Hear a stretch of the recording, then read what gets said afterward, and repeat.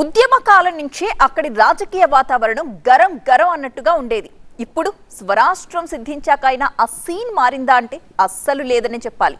పోరాటాల ఖిల్లాగా పేరొందిన ఆ జిల్లాలో ఆ వేడి, ఆ పొలిటికల్ హడావుడి ఏమాత్రం తగ్గలేదు.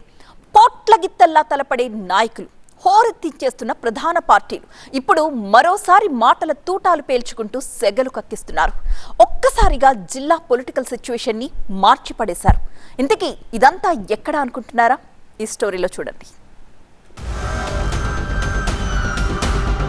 ఓరుగల్లు కాదు, పోరుగల్లు. అటు అధికార పక్షం, ఇటు ప్రతిపక్షం. పంతం మీదా మాదా. సై అంటున్న హేమాహేమీలు. ఉద్యమాల ఖిల్లా వరంగల్ మరోసారి పొలిటికల్ వార్ జోన్ గా మారిపోయింది. అటు అధికార పార్టీ కాంగ్రెస్, ఇటు ప్రతిపక్ష బీఆర్ఎస్ నువ్వా నేనా అన్నట్టుగా వ్యవహరిస్తుండటంతో ఒక్కసారిగా జిల్లా రాజకీయ వాతావరణం వేడెక్కిపోయింది. ఇటీవలే బీఆర్ఎస్ వర్కింగ్ ప్రెసిడెంట్ కేటీఆర్ పర్యటన అగ్గికి ఆజ్యం పోసినట్టుగా మారిందనే అభిప్రాయం వ్యక్తమవుతోంది. ఉమ్మడి జిల్లాలో జయకేతనం ఎగురవేసిన బీఆర్ఎస్ సర్పంచులకు సన్మానించేందుకు జనగామకు వచ్చిన కేటీఆర్ అధికార పార్టీపై ఓ రేంజ్ లో విమర్శలతో విరుచుకుపడ్డం రాజకీయ దుమారానికి కారణమైంది. దీనికి రూలింగ్ పార్టీ నుంచి కూడా అదే రేంజ్ లో కౌంటర్లు పడ్డం పోరుగల్లులో పొలిటికల్ యుద్ధానికి దారితీసింది. మరి ఎవరిని ఉరి తీయాలి? రేవంత్ రెడ్డిని కాదు, రేవంత్ రెడ్డిని సాలా చేయాలి కానీ రేవంత్ రెడ్డి లాగుల తొండలు ఇడిచిపెడదాం తర్వాత. కానీ ఊరి తీయాల్సింది రాహుల్ గాంధీ అని హౌలగాన్ని. ఈ హౌలగాన్ని మన మీద రుద్దినా ఆ హౌలగాన్ని ఉరి తీయాలి. ఇక్కడ వరంగల్కి వచ్చి అబద్ధాలు ఆడి రైతులను 70 లక్షల మంది రైతులను మోసం చేసిండు రాహుల్ గాంధీ. హౌలగాన్ని ఉరిదీయాల నడి బజార్ల. బీఆర్ఎస్ సర్పంచులకు దిశానిర్దేశం చేస్తూనే ముఖ్యమంత్రి రేవంత్ రెడ్డితో పాటు ఏఐసీసీ అగ్రనేత రాహుల్ గాంధీ పైన తీవ్ర స్థాయిలో విమర్శలు ఎక్కుపెట్టిన కేటీఆర్ కార్యకర్తల్లో జోష్ నింపే ప్రయత్నం చేశారు. రాబోయేది బీఆర్ఎస్ ప్రభుత్వమే అని, బీఆర్ఎస్ నుంచి గెలిచిన సర్పంచులెవరూ అధైర్యపడొద్దని భరోసానిచ్చారు. అయితే ఈ సందర్భంగా తమ అగ్రనేతలను ఉద్దేశించి కేటీఆర్ చేసిన వ్యాఖ్యలకు అదే స్థాయిలో కౌంటర్ ఇచ్చారు జిల్లా కాంగ్రెస్ నాయకులు. మరోసారి జిల్లాకు వస్తే చెప్పులతో కొట్టిస్తామంటూ తీవ్ర హెచ్చరికలు చేశారు.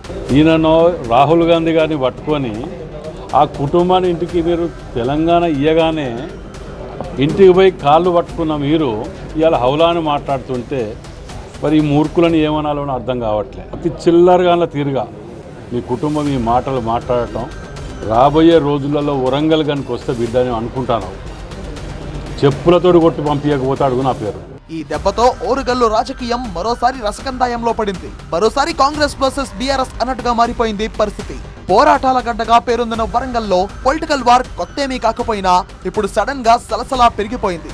ఉద్యమ సమయం నుంచి ఇక్కడ పట్టుతో ఉన్న బీఆర్ఎస్ అప్పట్లో వచ్చిన ఉప ఎన్నికలతో సహా సాధారణ ఎన్నికల్లోనూ జిల్లా వ్యాప్తంగా మెజారిటీ స్థానాలు సాధించింది. కానీ 2023లో ఊహించని ఓటమి తర్వాత ఢీలా పడింది గులాబీ దళం. జిల్లా నుంచి జనగామలో పల్లా రాజేశ్వర్ రెడ్డి, స్టేషన్ ఘన్పూర్ నుంచి కడియం శ్రీహరి విజయం సాధిస్తే అందులో కడియం ఆ తర్వాత కారు దిగి హస్తం పార్టీకి నేస్తమయ్యారు. దీంతో ఆ పార్టీకి జిల్లాలో రాజేశ్వర్ రెడ్డి రూపంలో ఒకే ఒక్క ఎమ్మెల్యే మిగలగా అధికార కాంగ్రెస్ పార్టీ మరింత పుంజుకుంది. అయితే ఎమ్మెల్యేల ఫిరాయింపుల పుణ్యమా అని జిల్లాలో అటు కాంగ్రెస్, ఇటు బీఆర్ఎస్ మధ్య పొలిటికల్ వార్ కూడా ముదిరింది. దొరికిన పట్టు వదులుకోవద్దని కాంగ్రెస్ భావిస్తుంటే పూర్వ వైభవం కోసం బీఆర్ఎస్ ప్రయత్నం చేస్తోంది. ఇప్పటికే జిల్లాలో ఆ తరహా సంకేతాలు స్పష్టంగా కనిపిస్తున్నాయి. బీఆర్ఎస్ నుంచి మాజీ మంత్రులు ఎర్రబల్లి దయాకర్, తాటికొండ రాజయ్య, ఎమ్మెల్యే పల్లా రాజేశ్వర్ రెడ్డి తదితరులు కాంగ్రెస్ తో సై అంటే సై అంటున్నారు. పార్టీ మారిన కడియం శ్రీహరిని టార్గెట్ చేస్తూ భారీ వ్యూహంతోనే ముందుకు వెళ్తున్న బీఆర్ఎస్ నేతలు వరుస సమావేశాలతో హోరెత్తిస్తున్నారు. ఇన్నాళ్లు ఆయనకు తాటికొండ రాజయ్య మాత్రమే సవాళ్లు విసిరితే ఇప్పుడు ఎర్రబల్లి కూడా జతకలవడంతో వ్యవహారం మరింత హీటెక్కింది. పార్టీలో మునుపటి జోష్ వచ్చిందంటున్న గులాబీ నేతలు ఇక ఏ మాత్రం తగ్గేదిలే అన్నట్టుగా దూసుకెళ్తున్నారు. తమ సీనియారిటీనంతా కుమ్మరించి ఎన్నికల నాటికి పార్టీని మళ్లీ గెలుపు ట్రాక్ లో ఎక్కించాలి అనే కసితో పనిచేస్తున్నట్టుగా కనిపిస్తోంది. కేటీఆర్ గారు, కేసీఆర్ గారు మన కండదండలు ఉన్నారు.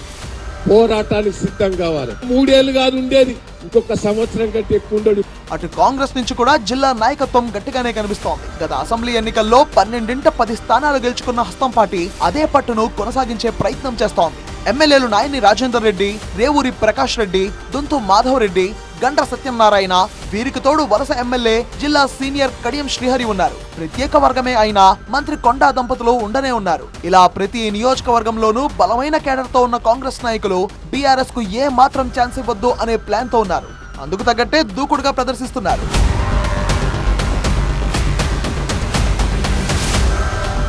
ఇప్పటికే హేమాహేమీలు రాజకీయంగా సై అంటే సై అంటున్న వేళ కేటీఆర్ పర్యటనతో మరోసారి ఓరుగల్లు రాజకీయం జోరు పెంచినట్టే కనిపిస్తోంది. మరి ఈ జోరు ఆ హోరు ఎలాంటి పరిణామాలకు దారితీస్తుంది అన్నదే చర్చనీయాంశంగా మారింది.